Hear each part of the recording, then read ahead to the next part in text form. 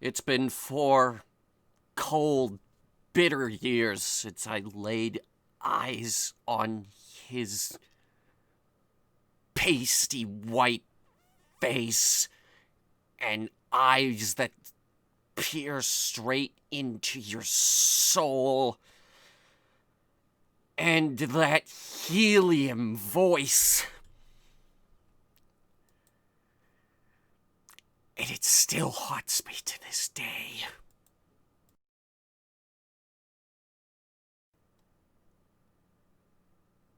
No.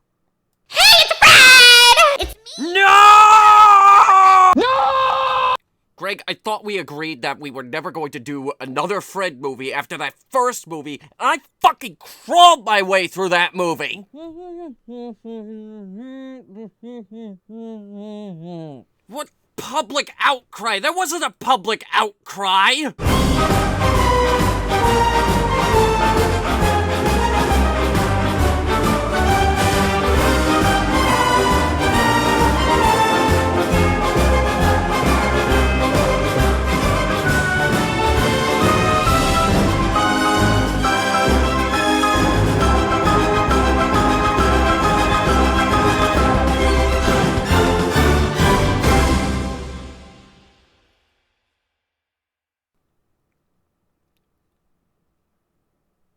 Right. Fred 2.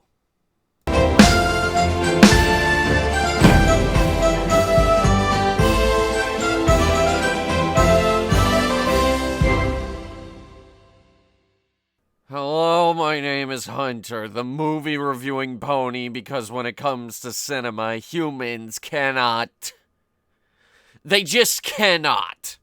Let's do the math on this one. With a budget of $4 million and the movie doesn't even turn a profit, why would you make a sequel? When the critics give you a 1.9 on IMDb and a literal 0 on Rotten Tomatoes, why would you make a sequel? For some reason, United States law decided that these people were legally allowed to make movies after this movie. And for some reason, that YouTube was legally allowed to keep our review off the internet. But you know me, and you know what goes on the internet. You attempt to silence me, I just get louder. And that's why Hunter Reviews Fred the Movie is back on the internet. But you want more. You guys always want more. It's because of you guys that we're 5 movies deep with the Dog Who Saved Bullshit movies. And that we're reviewing Fred 2. Hello, darkness, my old friend.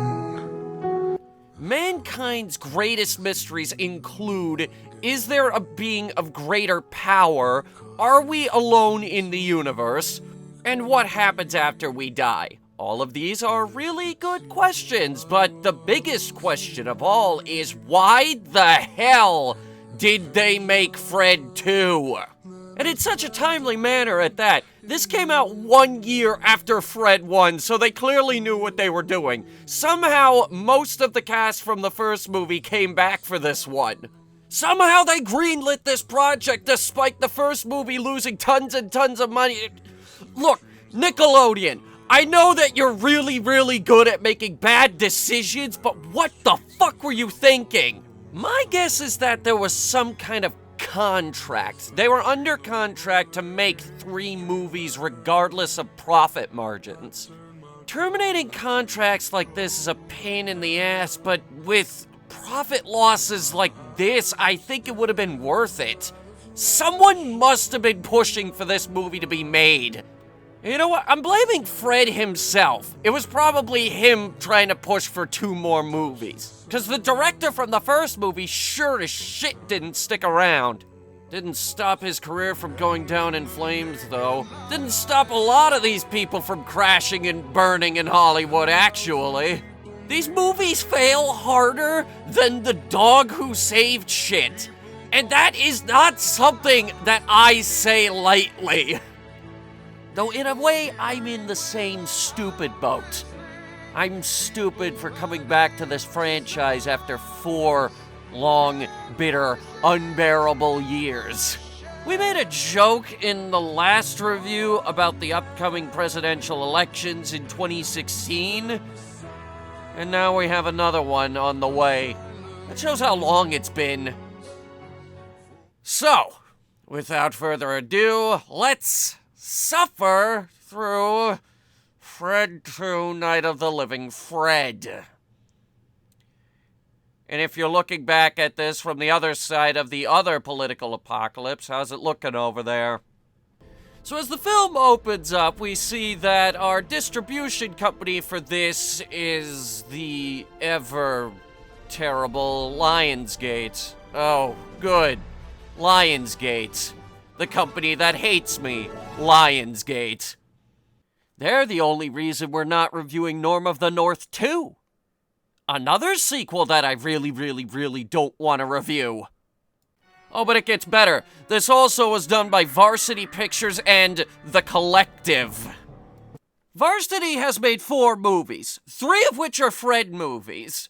And right now, the only thing they got going is a soap opera. And The Collective, according to my Google searches, doesn't exist anymore. Oh, but it gets worse. Because in between Fred 1 and Fred 2, I'm sad to say that Fred was unable to kick that nasty helium addiction. Hey, it's Fred! My life is a horror movie. It's so scary! I'm so scared! The irony is he says he's scared, but nothing compares to the fear of the fact that you're about to watch Fred 2. So for those of you who've been living under a rock, this is our main character, Fred. He's an obnoxious YouTuber who was the first person to reach 1 million subscribers. You know, just in case you skipped the first review and decided that you wanted to skip all of the ear bleeding. You idiots are the one that let this guy reach 1 million in the first place. So Fred talks for about 23 seconds, which is 23 seconds way too long, and then we finally get a title card, and then we cut to him chopping a Twinkie in half, but why? Oh, but hey, we're talking about Judy, so it's great, right? Judy, the girl that we stalked for the entirety of the first movie. She's really important. Yeah, we broke up. I will fuck anything that moves! Then what the fuck was the point of the entire first movie? You completely threw out Oh, okay. Yeah, you wanted to make a reference to a movie that the audience for your movie has never seen. You know, there was another movie that did a similar thing. It was called Food Fight. And I'm never gonna live down that French national anthem. We're less than 5 minutes into this movie, and the references that they make, nobody is going to get, and the jokes that do make sense aren't funny. That's a sign. Oh, but unlike the last movie, this movie's not about Judy. It's about music teachers. Because that's a movie plot, I guess. You see, there was another movie that came out several years later called Whiplash with J.K. Simmons. Unfortunately, that movie was 1,000 times more entertaining, whereas this movie... How was it? How was it, Mrs. Felsen? Beautiful, Fred. Just lovely. It's funny because the music teacher is deaf, I guess.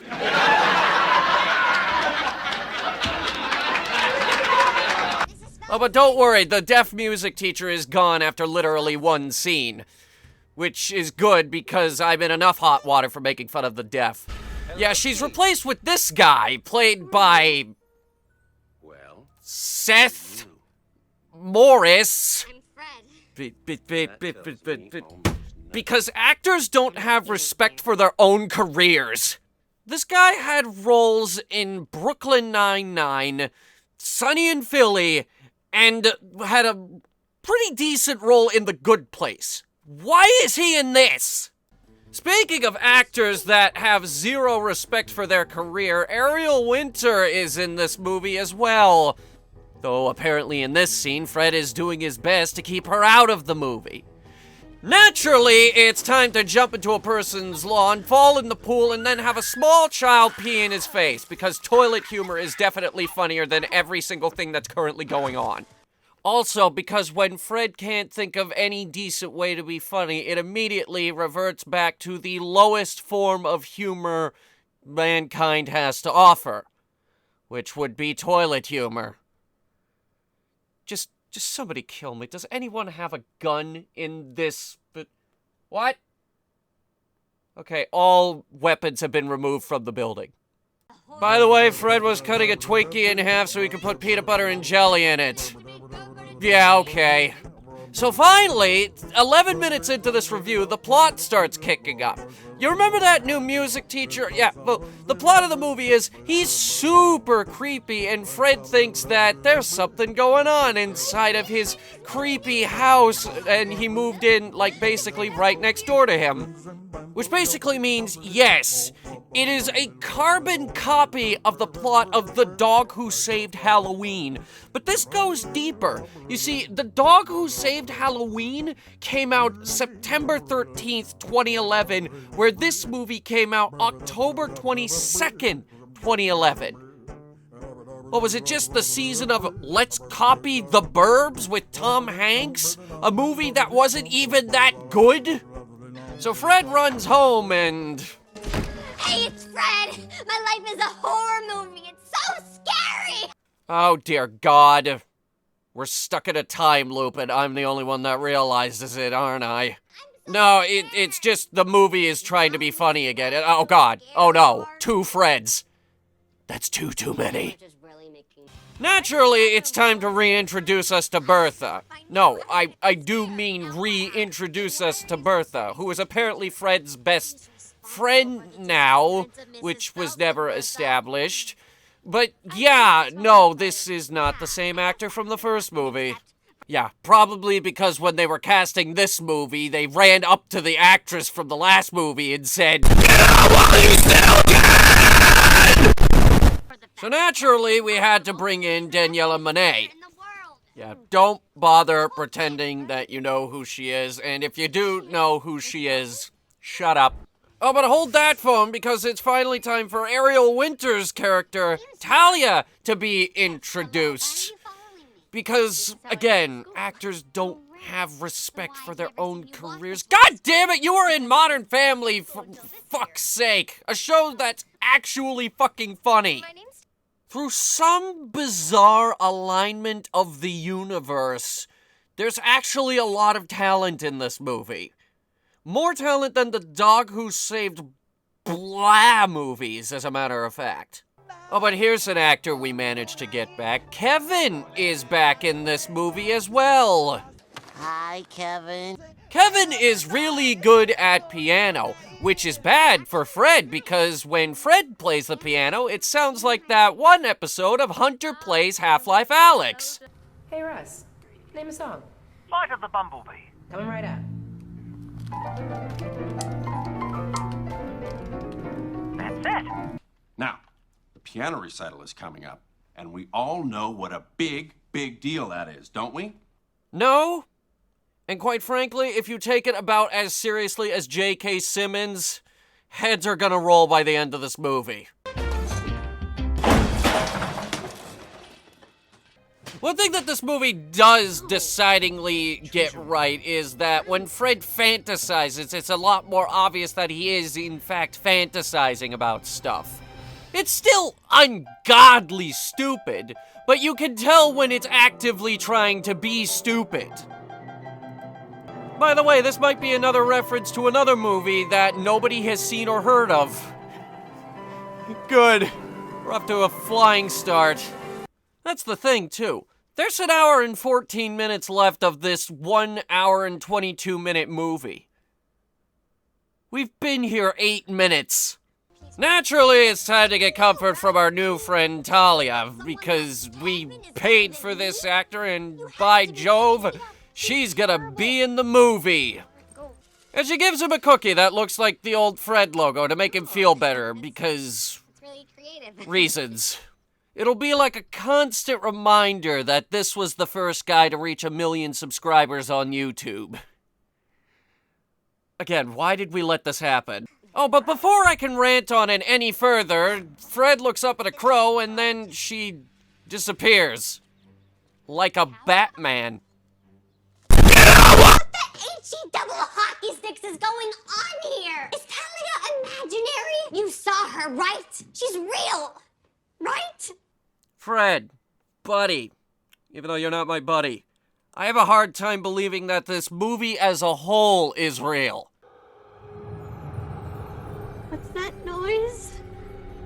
I am a ghost, Fred. Where are you from? I was born in ancient times.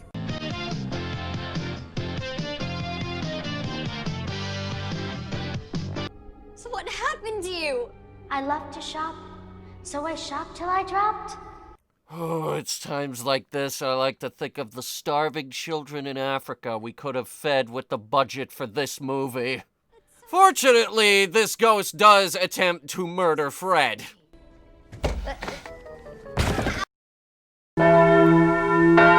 Okay, sadly that doesn't happen. I know. Sadly. Naturally, it's time to bring in Fred's mom, who dresses like a slut and I am 86% sure is addicted to crack. Oh, and Flo from Progressive is here to sell us insurance. Well, isn't this just the happy cast of characters? Every 5 minutes, we're introducing a new character who I'm pretty sure has better things to do with their time and money than act in this movie. This is Kevin's mom, because we definitely needed that character, who is inviting everyone in the cul-de-sac over for a party at her place, which Fred definitely does not want to go to. I am not going to a party at Kevin's house. Knowing Fred as a character, he'll probably throw a temper tantrum, like rolling around on the floor or ripping apart furniture. Oh, there it is, grabbing by the leg. Okay, it took a second, but there it is. So to be honest, if I had to put up with this on a daily basis, I would probably have a crack addiction as well. Unable to console with his crack-addicted mother, Fred decides to consult his fake dad. And thankfully, pretty much the entire original cast left after the first movie. Which means there's no way in hell they could have possibly gotten... And his name is John C.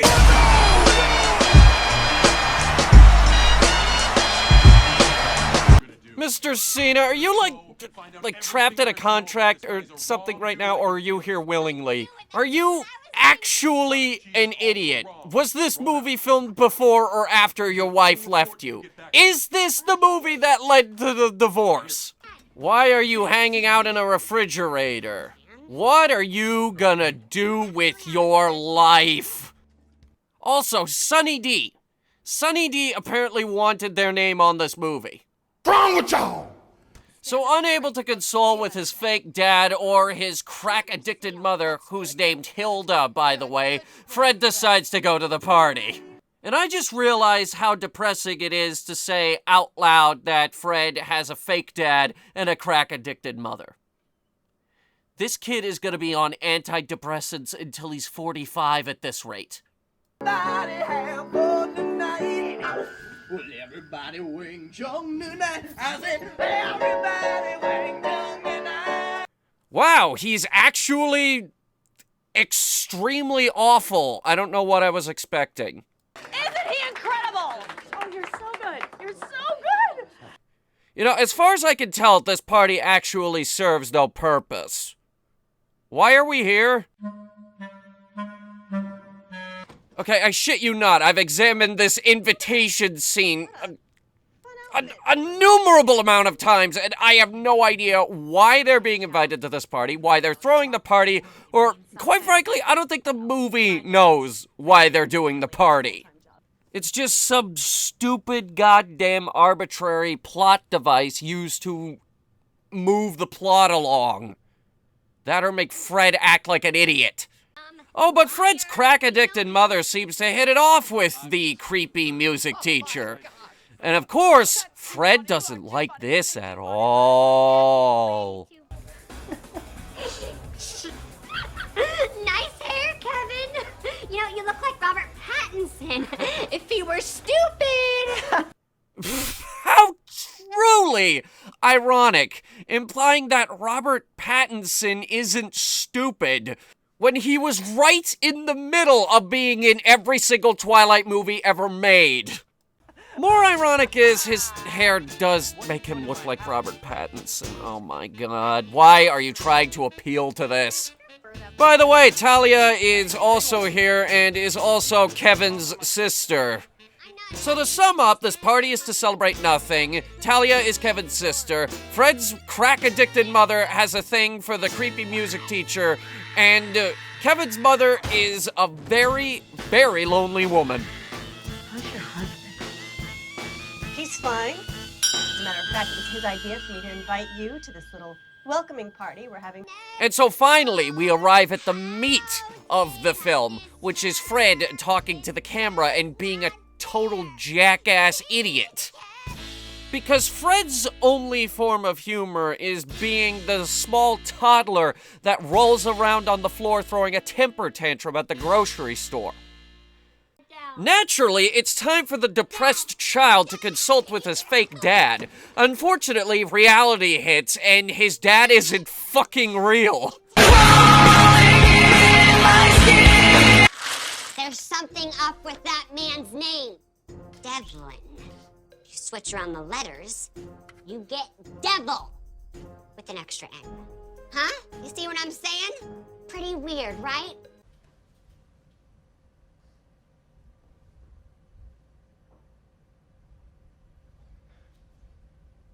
You're a fucking idiot. This needs to stop. Now. Oh, but it doesn't stop. It keeps going with the devil jokes. Devil. The devil. Devil. Devil in. The devil in. The devil. The devil in. The devil. Devil in. Shut the fuck up. I can make like 5 jokes here, Fred. This isn't hard. He's devil-ing. Devil-ing. As he's doing devil stuff. How hard is it to write a fucking joke? I'm losing my mind! Unmedicated and sad, Fred wakes up at 10:30 in the evening and decides he wants to spy on the neighbor. Now keep in mind, this is not the first time he's done this. The last time he ended up digging a tunnel under the fence like an asshole. Speaking of the last movie, he kept the invisibility cloak prop, despite discovering the fact that it doesn't work. Floating teeth. Who's doing it? No, I'm remembering that correctly. I'm 85.5% sure that Fred established that the invisibility cloak doesn't fucking work in the last movie. So Fred sneaks out of the house to spy on the neighbor over the hedges. And Fred learned absolutely nothing from the first movie about trying to spy on neighbors over the fence. This time he's got like a pool floaty, which is for some reason already hooked up to a pump, and that keeps deflating. So he's got to pump that back up because he's an idiot. And there's a cat, and the dude's digging a hole. Naturally, it's time to suspect that the man is up to no good because he's digging a hole. Was he burying in his backyard? And was that Mrs. Felson's cat? Did he murder her for her cat? Fred, who are you talking to down there? That's exactly what I would like to know, Mrs. Crack-Addicted Mother. He's clearly off his meds again. So the unmedicated boy, who's now drifting into a deep, dark, torturous abyss from which he will never escape, decides to make some pancakes and talk to the audience some more. Unfortunately, while Fred is spouting off conspiracy theories he probably adapted off the internet, the unmedicated boy is still unmedicated, so he starts hallucinating. What is going on with my pancake?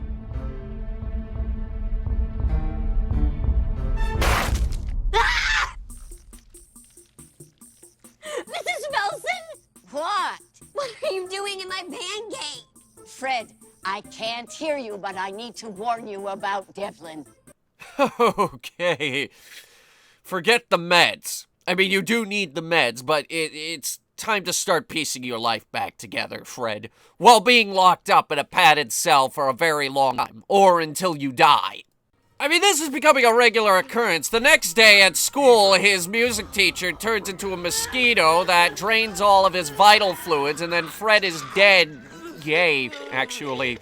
Actually, can this not be a hallucination? Can we just do that? Starting now, to become concerned with the mental state of this man-child. Looking back at all the other shit in this movie, I probably should have become concerned earlier, but I'm getting concerned now. Okay. And then we have a flashback where we discover that Kevin has always been a piece of shit. Hi, I'm Fred. I mean, to be fair, I would probably do the same thing if someone else walked up to me and their voice was a Nightcore version of their actual voice.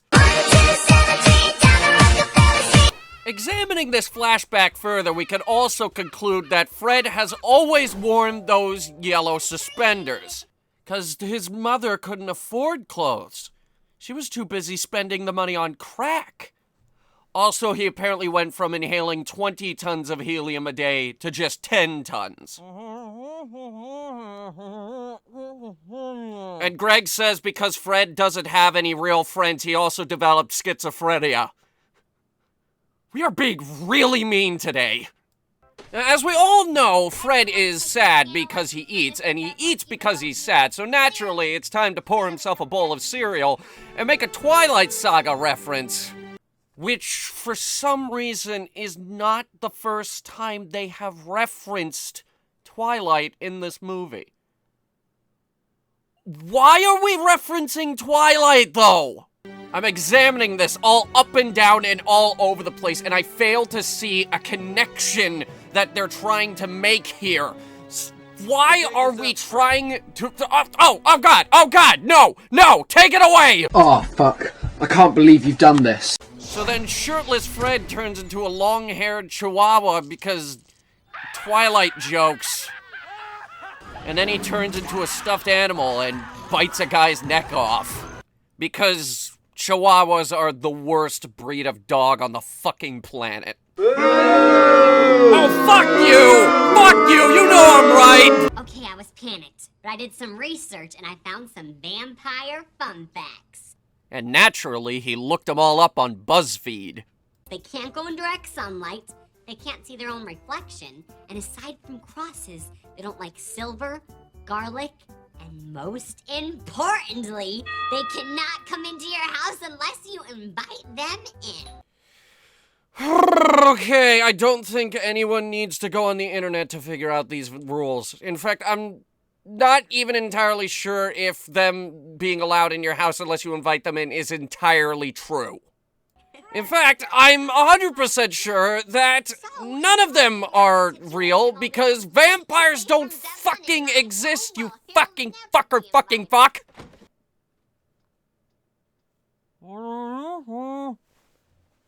I think we both know the answer to that, Greg. So an unmedicated Fred answers the door, but because Victor Vaughn, music teacher, is standing there, and Fred is unmedicated right now, he has a fit. And that would be the sound of Fred bursting my eardrums for the second time in these reviews. So now that I'm back from the ear doctor, we can discover that Fred's crack-addicted mother is going out with his creepy music teacher. And of course, Fred doesn't like this at all. So the unmedicated friend grabs his best friend, apparently, Bertha, and they decide that they need to sabotage this date of theirs. Also, Fred has a sidecar for his bicycle. That's actually kind of cool, actually. I want that, actually. That's actually really cool. I have an idea. Okay, Come on. Oh, thank God! Someone normal has an idea! So the normal person's plan is to impersonate the waitress and accomplish nothing. Like, she's even out here for, she's out here for like 10 minutes in this movie, and she's even waiting on other tables. Keep in mind, this was plan A. That's just great. So a relatively normal person is out there being useless, and meanwhile, Fred is in the kitchen cooking a sock. No, you think I'm fucking joking, but I'm not. He's in the kitchen stuffing a sock and trying to cook it. Extra rare. That is the most disgusting thing I've ever seen doing this show. Seriously, I just went over my playlist. That is actually the grossest thing I've ever seen on Hunter Reviews. And then this guy eats it for some reason. I mean, I know they swapped it out for a piece of chicken off camera, but still. And then Berta comes in, or whatever her name is, and discovers, wait, we're not actually accomplishing anything here. So they leave. Okay. Guess that was a good way to waste 9 minutes of film. 9! So Fred gets home before his mom does because he didn't want her to know that he was out for some reason. And then he gets ready for another night of spying on the neighbor. Yeah, maybe his crack-addicted mom should keep her kid on a leash. So because Fred has been unmedicated for at least 48 hours at this point, he hangs himself out the window. Yeah, you thought I was going to a bit of a dark place there, weren't you? I mean, to be fair, it's probably more effective than trying to stand on shit to look over the hedges, but unfortunately, he can't even get this right.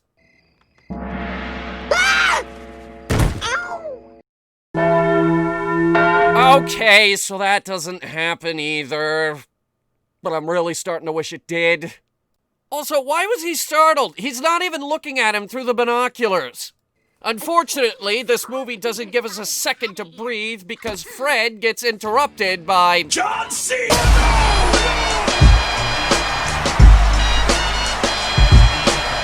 So because Fred is completely off his rocker and staring straight into the void, now he's on WWE. Because I don't know why, this all looks very expensive and I hate wrestling.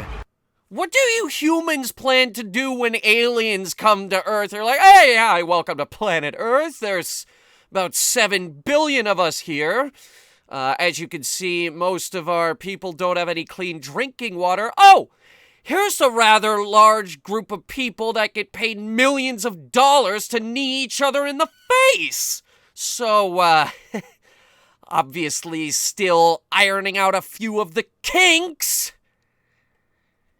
Humans cannot be trusted. I mean, it's a scientifically proven fact that all wrestling is fake. But look at this wrestling. This is some of the fakest fight choreography I have ever seen in my entire life. But that just goes back to my original point that all wrestling is fake, so I guess, like, maybe it's more authentic than I originally gave it credit for. Still no. They paid for all this shit, so they felt the need for that entire scene to go on for 3 minutes. 3! It was 3! 3! So Fred goes back to school, where he spreads more conspiracy theories he read about on Wikipedia, the free online encyclopedia that anybody can edit, where he runs into his teacher again. Because, you know, for the plot's convenience, they keep running into each other for some reason. For the blood drive. Oh. I'm going to get a pint of blood from each of the kids. Kevin gave a pint this morning. Oh yeah, Kevin is also here. Because for the plot's convenience, they keep running into each other. Also, there's a blood drive, and blood has to do with vampires, and Fred thinks this guy is a vampire. This one big box of convenient plot twists after another, isn't it? Because the writers are incapable of thinking outside the box when it comes to writing. They are stuck in a writing box! Okay, this scene is going nowhere, and it's just seeding the threads of doubt even more. What's going on in the next scene? I made these hand puppets. Okay, I'll bite. Why? Hi, Fred. I'm Talia. Hi, Talia. I'm Fred. Okay, that is not a high enough voice for Fred. It should sound more like this. Hi, Fred. I'm Talia.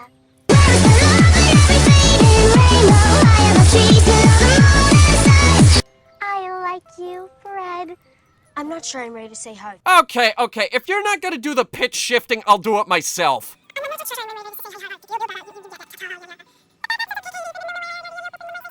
Okay, so I may have accidentally made them sound like Isabel from Animal Crossing.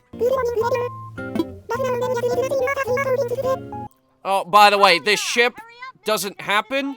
She's not in the movie or the show after this, and, yeah, just get the images out of your head right there. I just did you a favor.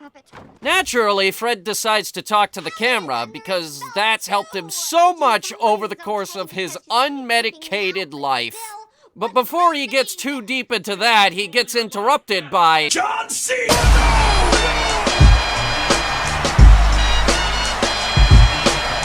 Unfortunately, we as the audience know what really is going on. The voices in Fred's head are trying to speak to him through John Cena, which he perceives as his fake dad, because Fred has been off the medication for a very long time. That right there, that was him hurting himself. He threw himself at the table. He's hallucinating. What other explanation is there? There is no other explanation. He's mad. Mad! Human sacrifice, dogs and cats living together, mass hysteria. So Fred goes out with one of those two-wheeled skateboards that everybody falls off of all the I rest my case. So he goes to Berta's house, but even she is getting piano lessons because everyone in town is getting piano lessons at this point. Okay, I mean, I get that it's the theme of the movie, but why is everyone in Fred's incredibly small circle of people he knows all getting piano lessons from this guy? It's a very big deal. She's very talented. Yeah, unlike Fred. World, Fred. The joke is Fred's not talented. I'm alone! Everybody else has joined his evil world! They crept into every corner of my life and took over! Oh, okay, so it's just like when everyone started playing Fortnite. And I hate Fortnite. Naturally, now comes the part of the movie where Fred decides to do something really stupid, like stealing a road sign. And look, Durf is here, a character who I glanced over in the original movie because I don't think he's real. Because it's clearly Lucas wearing a wig and it's Fred spelled backwards. And also, furthermore, he doesn't add anything to this movie either! Oh God, no! They're playing that music and he's walking into a Chinese restaurant. That probably means they're about to do something extremely racist. Why you need garlic sauce? To stop the vampire! What the vampire? Oh, it's like, you know, like a... Yeah, I'd have a pretty similar reaction to Fred getting in my face, too. Except mine would be more like, Oh, Christ! What is that? Fuck! Christ! Fuck! Anyway, as I predicted, yes, the scene is, indeed, moderately racist. Now, granted, this scene isn't as uncomfortable as the pet store scene from the first movie, but every scene in every Fred movie is uncomfortable, so it's a very low bar. Anyway, he gets the garlic sauce, and I'm gonna stop watching this scene now because I'm afraid he's gonna do something extremely racist, and that's gonna get us booted off of YouTube. Much like Fred when he got his unmedicated ass booted off of his own channel. I don't even know what they're doing over there now. Right, so Fred stole a road sign and now he's got a bunch of super soakers. Naturally, he's gearing up to do something stupid. So Fred, that evening, who is now not medicated even in the slightest, and now all he can see is like that one scene from 2001: A Space Odyssey.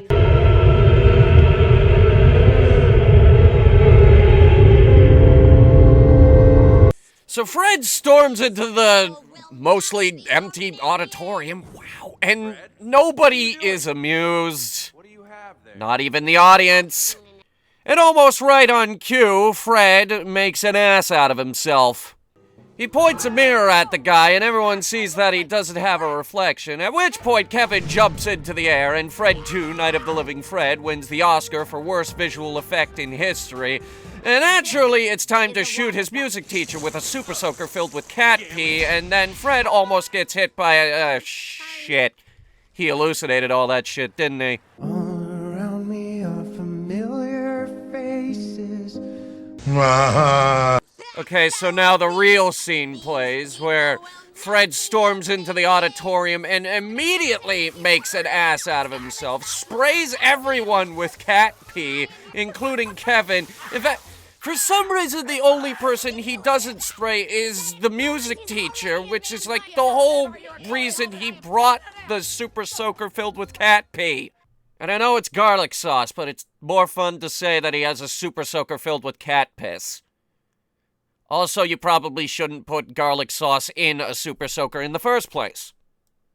Thankfully, Fred's mom drags his stupid ass home before he can make even more of an ass out of himself. If it's even possible to do that at this stage. And the next day at school, Fred is the laughingstock of literally everyone on the fucking planet. Yeah. Personally, I would be filing a restraining order to make sure he stays 50 feet away from me at all times. Oh, so you're not a vampire? Everyone knows there's no such thing as vampires. That didn't answer my question. Listen, I'd like to invite you to dinner at my house. And of course, Fred is going to take this the wrong way. Because how else would this... Oh my God. I'm very close to losing my goddamn mind with this movie. He wants to bury the hatchet! Probably in my head. Fred! Stupid! You'd be hard-pressed to find someone who doesn't want to bury a hatchet in your head! It's not just that he's unmedicated at this point, no. He's definitely gotten into his mother's crack. 'Cause he's high. That's the working theory now, is that he's high. Very high. So high, in fact, that he's come up with a new plan to live stream his whole visit to Devlin's house. And let that be the first time I've actually said his name because I respect his character more than Fred. But before I get to that, going back just one step here. You're gonna live stream this?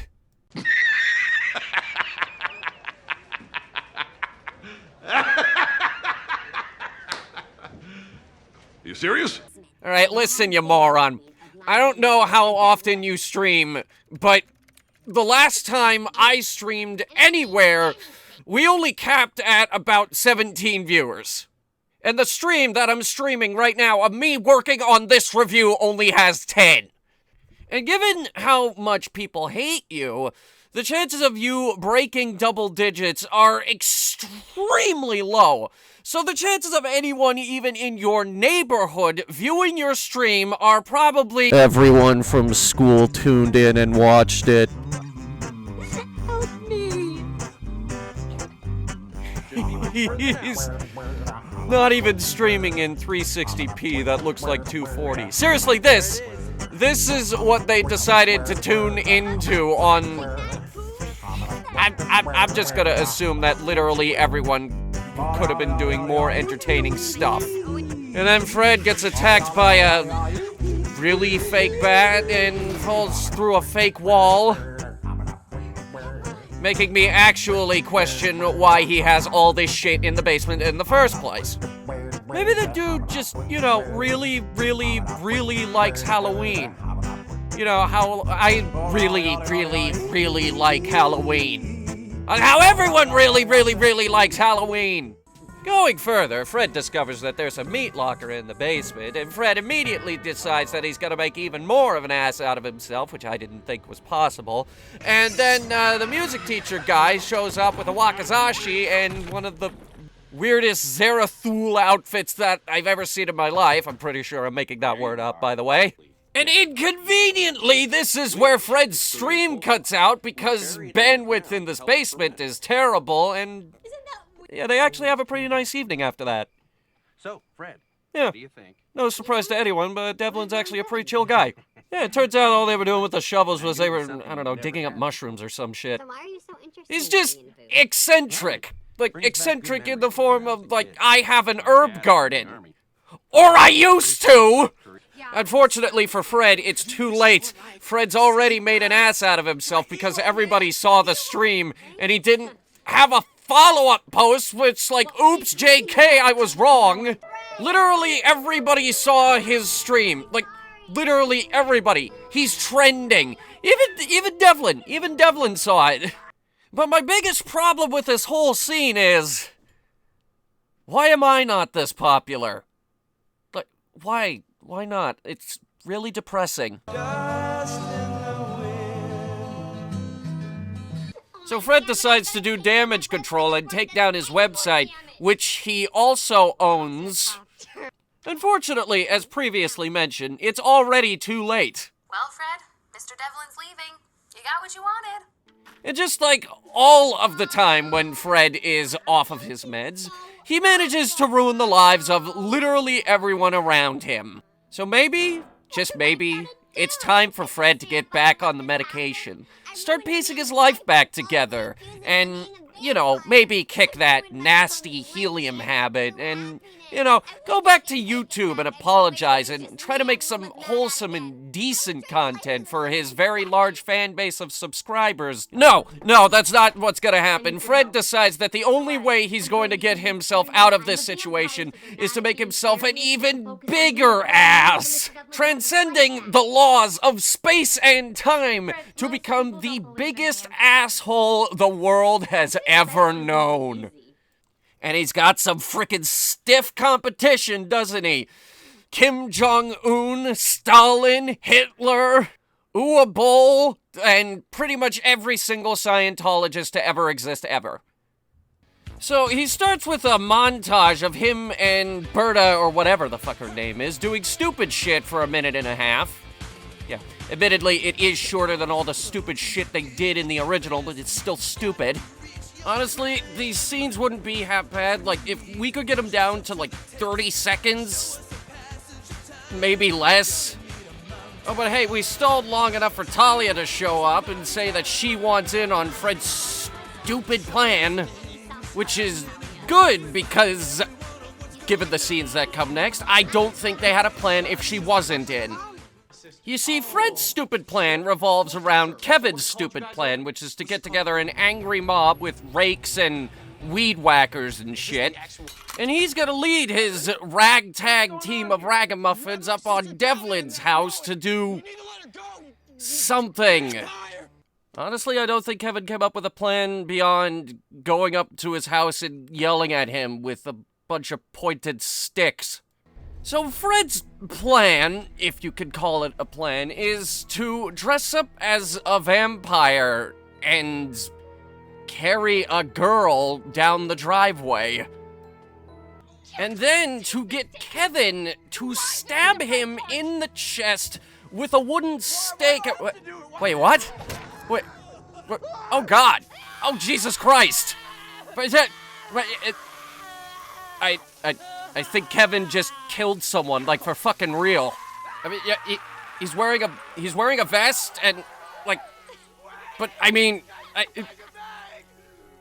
Greg, get the graveyard thing. We might actually need it. I'm vanquished.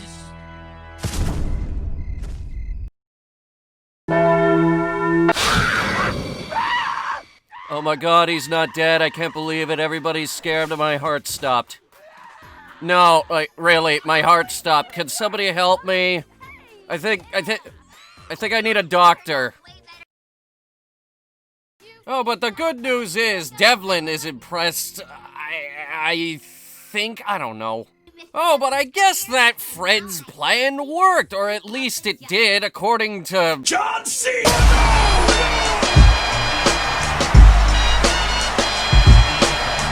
Unfortunately, Devlin is still leaving, which means that the last 30 minutes of film, nay, the entire movie, was all utterly meaningless.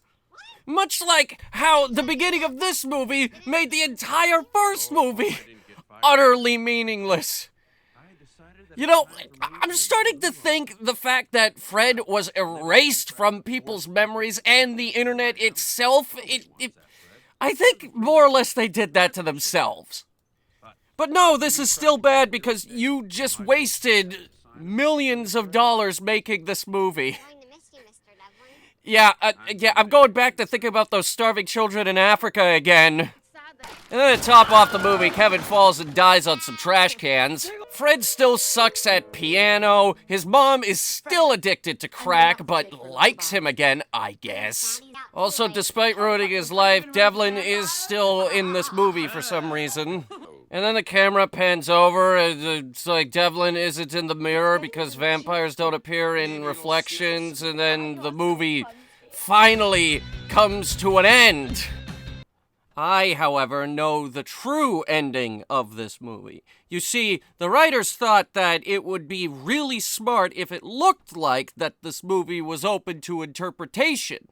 I, however, know the true ending of this movie, and that is that it sucks! Fred 2 Night of the Living Fred is an enigma. An enigma in that I don't know who thought this was a good idea, I don't know who this movie was aimed at, I don't know who was pushing for this movie to be made, and I don't know why it got approval after the first movie lost at least $1 million. Fred 2 is marginally better than Fred 1, but that's because I feel like this movie has way more structure. It's still a god-awful piece of shit. Most of which is not helped by Fred's obnoxious Nightcore-esque voice. Now, ironically, this movie would probably be on levels of moderately tolerable if they just got rid of the stupid helium voice. But they didn't. It's like the Sonic the Hedgehog movie if they didn't swap out the character model in post-production. It just ruins the whole movie. Unfortunately, I think Fred, as a character, just ruins the entire movie. The rest of the cast isn't helping anything either. Yeah, there's plenty of talent in this movie, but they're all doing god-awful stupid things. And as a result, this movie crawls. It is a chore to get through it. It's not funny, it's not endearing, it's not entertaining in any way.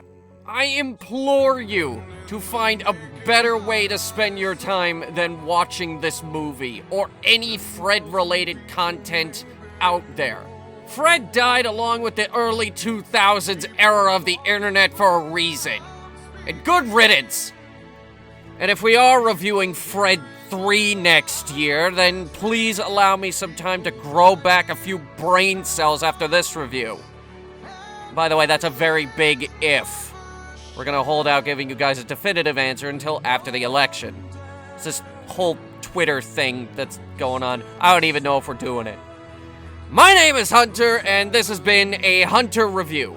Now, if you'll excuse me, I need to go make an appointment with my ear doctor to get my ears checked. I think they're still bleeding. Hey! Thanks for watching Hunter Reviews Fred 2 Night of the Living Fred. That's a garbage title for a movie, and it's a garbage movie, I know. Anyway, if you want to support more videos like this in the future, consider supporting Headhunter Productions on Patreon. For $1, you get access to a bunch of exclusives, early access to certain videos, behind the scenes, and more. And as always, I'd like to thank all of our Patreon donors: Tribal Typhoon, Craig Premium, Pytaro, Miss Samantha, John Lyons, and Mustang Drew 4.